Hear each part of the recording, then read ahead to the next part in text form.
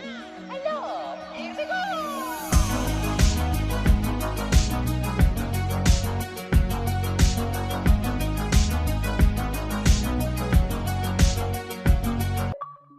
What's going on, guys? Bill's here from Achievement Lands, and I'm here with the weekly recap of the game releases on Xbox. And in this video, we're going over the games that released from January 31st to February 4th, 2022. So we got 14 games that released, and the first one is Ambition Record. This is another turn-based RPG game from Kemco. They released quite a bit of games on Xbox. This is actually their 39th game, and they take usually like 10 to 15 hours to complete. Some of them take more, but they're not really my cup of tea, so I don't play them that much. The next game is Crocs World Construction Kit 2, which is a game where you like build levels and you can publish them and you can play other people's levels online. It's a really easy completion that you could do in like 10 minutes, and I made a walkthrough for it. And you can actually get all the achievements for free with the free trial. The next game is Dreamscaper, which is a roguelike hack and slash. It's very similar to Hades, and it's on Game Pass if you want to check it out. The next game is Drone Gladiator. This is a really easy completion. I made a walkthrough for it. And this actually came to Windows first, and now it came to Xbox, and it's a stack, so you can complete it twice. And the Windows version just got updated to 2000 gamer score, so you can expect this one to get updated in the future too. The next game is Dying Light 2, which is the sequel to Dying Light, which was one of my favorite games, and now we got the sequel. And this game is pretty good.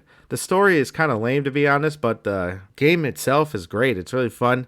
I feel like it's a mix between so many games like Dying Light 1 and Mirror's Edge and Far Cry a bit and State of Decay a little bit. You could sneak past the zombies. There's stealth in it. There's also these windmills that you climb up so you can activate them and open up the area a little bit. You also have binoculars that you can look around and survey the area. There's a lot of jumping and climbing and parkour, and it's so smooth. I love it. It's not going to be that easy of a completion. There's some missable collectibles and stuff, and there's also some grindy stuff, but thankfully it won't take 500 hours. The next game is Dynabomb, which is a really quick and easy completion.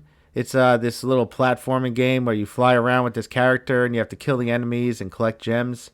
And it takes like 10 minutes to get all the achievements, and I have a walkthrough for it.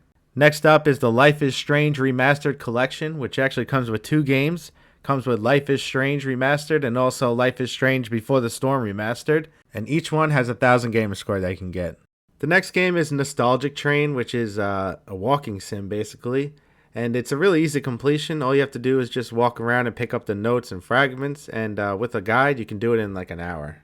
The next game is Cubite Classics, The Humans by Pico. And this is like a platforming game where you play as these cavemen. And it's very old school looking. There's actually 2 different modes where there's one like really old school looking one and then one sort of old school looking one. But you have to play through both versions, and doesn't seem like it's that hard of a completion. There's one achievement I'm not sure about though because no one's unlocked it. I don't know if it's hard or if it's broken. The next game is The Dead Tree of Ranchuana, and this is another walking sim game. And it's a really easy completion. You just want to follow a walkthrough so you don't get lost, and it should take like an hour and a half to complete. The next game is The Sealed Ampoule, which is a dungeon simulation RPG game. It's kind of weird. You like go through the dungeon and collect items and stuff, and then you can go back and upgrade your character and your dungeon and stuff. I don't know. I didn't really get too much into it. It's not really my cup of tea, to be honest. The next game is The Song Out of Space, which is another easy visual novel by Ratalaika Games, and it takes about 20 minutes to complete, and I have a walkthrough for it. The next game is True Fear Forsaken Souls Part 1. And this is a point-and-click puzzle game, just like an Artifacts Mundi game, but it's a little harder to complete. There is some missables that you want to watch out for, or else you're going to have to do another playthrough. And then our last game here is Webbed, which is a side-scrolling action-adventure platformer where you play as a spider, and you can build webs as bridges, you can climb, you can swing, and it's really awesome. I like this game a lot. It's really fun swinging around as the spider and climbing. And it doesn't look like it's going to be that hard of a completion. I saw a walkthrough for it that gets you all the achievements in like 2 hours. So there we go, guys. That's a recap of all the games that released from January 31st to February 4th. Thanks so much for watching. I hope you enjoyed this video. Leave a like if you did, and I'll catch you guys next time here at Achievement Land.